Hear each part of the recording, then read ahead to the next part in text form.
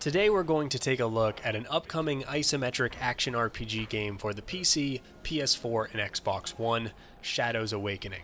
Set to release at the end of this month actually, Shadows Awakening is a bit weird in that it's kind of a sequel and a remake of an unfinished set of games, Shadows Heretic Kingdoms, which ran into some problems and never was finished off, but since then they've ditched the way they were going to piecemeal out the game in different installments or books, and instead Shadows Awakening tells its entire story in a single game. And they've said that runs of this game will last anywhere between 20 to 60 hours depending on how much side stuff you do.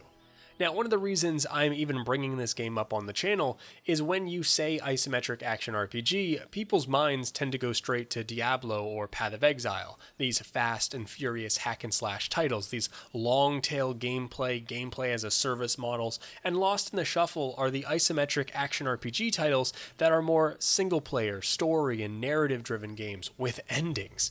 I mean, I can't even really say enough good things about Grim Dawn or the recent Titan Quest remaster, even those Van Helsing games or Secrets of Grindia. And yes, I'm aware action RPG games are a much broader genre, but I hope you know what I'm getting at or what I mean. There is a specific branch of this genre that gets overshadowed. And when the focus isn't quite on how can I keep my players playing for infinite hours, they can play a bit with certain mechanics or themes, and they can allow focus to drift or even not have 100% of the focus on having second-to-second gameplay that is addicting and have as many highs with as few lows, which generally means story. And that's really a nice way of saying that Shadows Awakening is a great deal slower than most action RPGs I've played, but it also has quite a few very interesting design choices.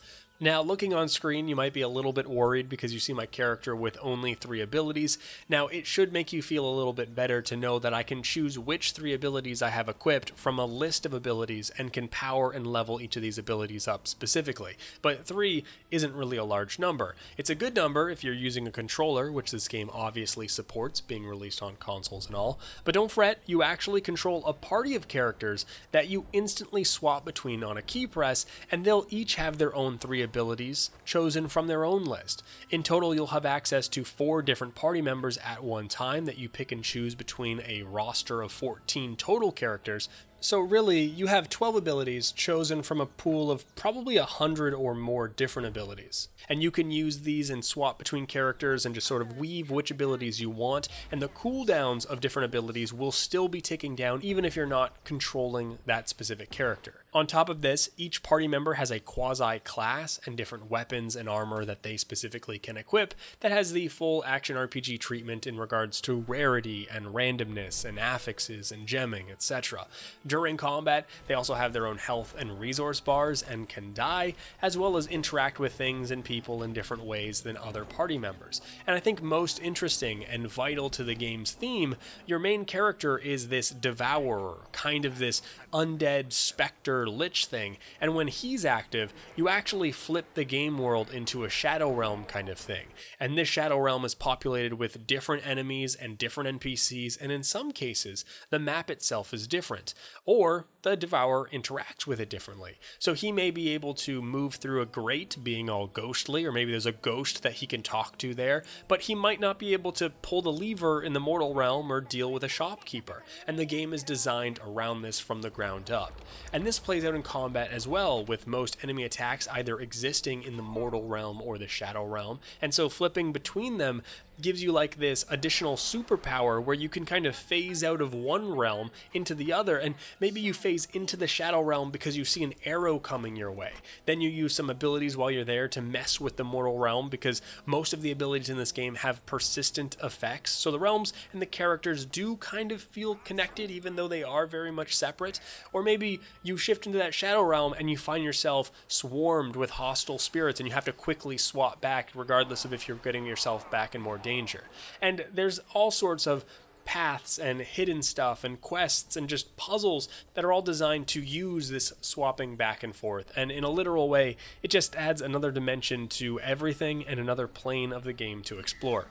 In combat, feels a little bit slow at first because you don't start with a full party, but once you got 4 characters going, it doesn't feel slow at all, and switching between characters to suit specific monsters or comboing abilities from different characters and making your own almost like party build is incredibly satisfying. And then when you kit out your characters, you specialize them even further by the gearing system, stat allocation, talents, skill selection, and just powering up in a very, I don't want to say it's a unique way, but it's a meaningful way because the difficulty of the game is set, right? It's not forever growing. So whatever choice you make feels viable and doesn't have you looking online for what works the best or having almost buyer's remorse when you choose something. You're just going to organically have different builds because you're going to like different abilities and like different characters. And the characters in this game are so unique that you'll probably find one that you like, and then you'll find abilities that you like, and you'll almost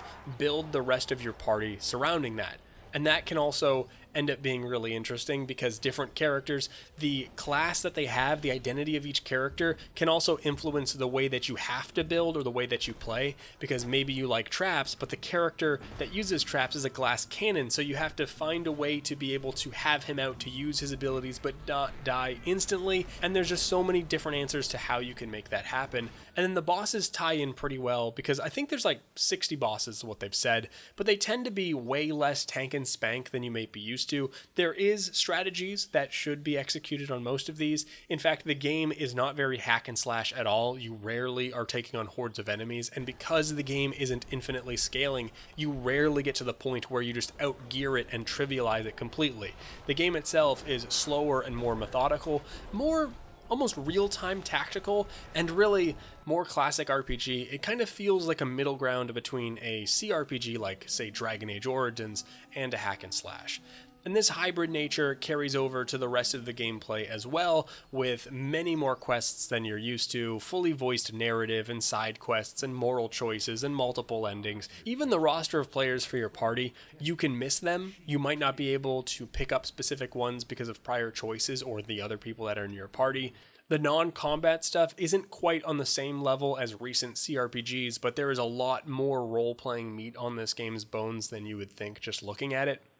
With a controller, the gameplay is really smooth. You might know that I'm a terrible person and opt to use a controller whenever it makes sense and feels better than mouse and keyboard, and this action RPG I prefer a controller with. The story is rather fleshed out with some hit or miss voice acting. I do not ask you to trust me, nor should you. I would betray you without hesitation if I deemed it necessary. And doesn't bog you down with too much text or too many tiny details unless you go looking for it. The story itself also has this kind of second dimension because in the beginning of the game, you'll choose between 3 different mortal heroes, and this will be your mortal main character, and they'll have their own kind of parallel main story that plays out through it. It's really interesting how it kind of weaves together. The duality of this game, especially in specific areas, really impressed me. I really, though, like that dark world, light world kind of mechanic when they show up in games. Now, until the game comes out, which again is at the end of August, the developers don't want anything after Chapter 1 shown, so it may look a little bit samey, but I'll show some official images and videos they've released of other areas so you know that it's not just digging through tombs. I just don't think they want to spoil much of the game, as it is, bottom line, a single-player, narrative-driven RPG. Getting right down to it at the end, obviously this game isn't going to win Game of the Year, but I feel like I keep having to say this when talking about RPGs on the channel. RPG lovers are always on the hunt for new titles because we finish games, and we like that. We want games to end, and so we're constantly on the lookout for new stuff to play, and this is just putting something on your radar that you honestly might not even heard of that I actually enjoyed. But that will do it for me. Until next time, this is Fevir. Peace.